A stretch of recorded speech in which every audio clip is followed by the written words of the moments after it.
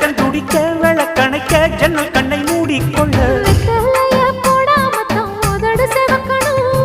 10 நாள் கழிச்சு தாண்டி கதவை திறக்கணும்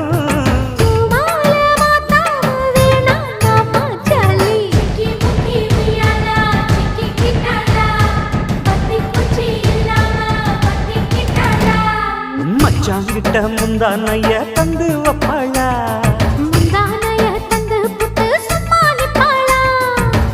பல நாள் பசி இருக்கு விருந்து வப்பாளா கல்லகாது விட மாட்டேன் மச்சான் வேறோராளா